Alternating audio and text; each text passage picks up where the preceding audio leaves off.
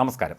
Thiruvananthapuram corporation mayor Arya Rajendran പുതുതായി നടത്തിയ വിശദീകരണവും പച്ചക്കള്ളം. KSRTC ബസ്സിന് കുറുകെ സ്വകാര്യ കാറിട്ട് യൂണിവേഴ്സിറ്റി കോളേജിന് മുന്നിലെ സീബ്ര ക്രോസിംഗിന് മുന്നിൽ നടന്നത് പരസ്യ വിചാരണയാണ്. മേയർക്കെതിരെ KSRTC ഡ്രൈവർ ആ രാത്രിയിൽ തന്നെ പോലീസിന് പരാതി നൽകിയിരുന്നു. എന്നാൽ പോലീസ് അത് സ്വീകരിച്ചില്ല. അതിനിടെ മേയറെ വിളിച്ച് മാപ്പ് പറയാനും പോലീസ് സമ്മർദ്ദം ചെലുത്തി. ഏതായാലും നഗരമധ്യത്തിൽ റോഡിന് കുറുകെ കാറിട്ട് അധികാരം കാട്ടുകയായിരുന്നു ജനപ്രതിനിധികൾ.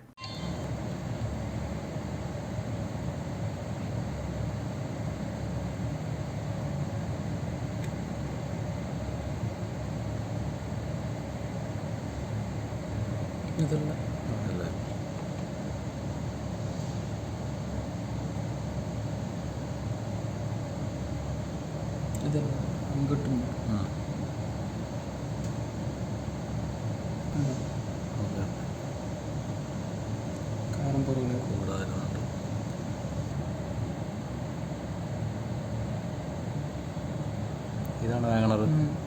അടുത്തടുത്ത് വേണം, ഒന്ന് ജസ്റ്റ് ബാക്കിലോട്ടാകും.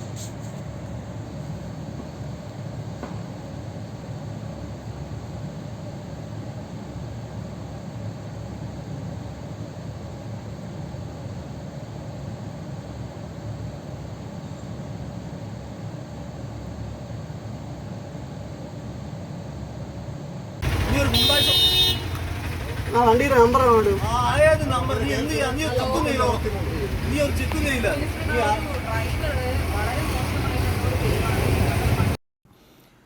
പട്ടം മുതൽ തുടങ്ങിയതാണ് പ്രശ്നങ്ങൾ. അതുകൊണ്ട് തന്നെ മേയർക്ക് ഫോണിൽ പോലീസ് കൺട്രോൾ റൂമിൽ അറിയിക്കുകയും ചെയ്യാം. അതൊന്നും മേയർ ചെയ്തില്ല. പകരം പരസ്യ വിചാരണ ചെയ്തു. ഏതായാലും KSRTC ഡ്രൈവർ യദുവിനോട് ജോലിക്ക് തൽക്കാലം കയറേണ്ട എന്ന് KSRTC ആവശ്യപ്പെടുകയും ചെയ്തിട്ടുണ്ട്. ലൈംഗിക ചേഷ്ട അടക്കം കാട്ടിയെങ്കിൽ അത് അപ്പോൾ തന്നെ പോലീസിനെ അറിയിക്കാം. അതിനിടെ രാത്രിയിൽ മേയറുടെ കാറിന് കുറുകെ ഇടൽ മൂലം പല വാഹനങ്ങളും പെട്ടു എന്നതും വസ്തുതയാണ്. കുറേയധികം സമയം തിരുവനന്തപുരത്തെ പ്രധാന റോഡിൽ ട്രാഫിക് ബ്ലോക്ക് ഉണ്ടാക്കി.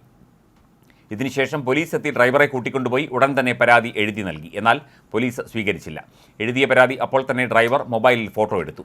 ഈ ഫോട്ടോ എടുത്ത സമയം നോക്കിയാൽ പരാതി ഡ്രൈവർ എഴുതിയിരുന്നു എന്ന് വ്യക്തമാണ്. വാഹനം തടഞ്ഞ് നിർത്താൻ ആർക്കും അധികാരമില്ല. വാഹനം അമിത വേഗതയിൽ പോയാൽ അപ്പോൾ തന്നെ പരാതിക്കാരന് പോലീസിനെ അറിയിക്കാം. ഇതിനായി കൺട്രോൾ റൂം നമ്പറുണ്ട്. ഡ്രൈവർ മദ്യപിച്ചിരുന്നു എന്ന പരിശോധനയും പോലീസ് നടത്തിയതായി സൂചനയുണ്ട്. എന്നാൽ അപ്പോൾ ഡ്രൈവർ ലഹരി ഉപയോഗിച്ചു എന്നാണ് മേയർ കള്ളം പറയുന്നത്. പാളയം സാഫല്യം കോംപ്ലക്സിന് മുന്നിൽ KSRTC ബസ്സിന് കുറുകെ കാറിട്ടുകൊണ്ട് KSRTC ഡ്രൈവറോട് കയർക്കുന്ന CCTV ദൃശ്യങ്ങളാണ് പുറത്തു വന്നിരിക്കുന്നത്.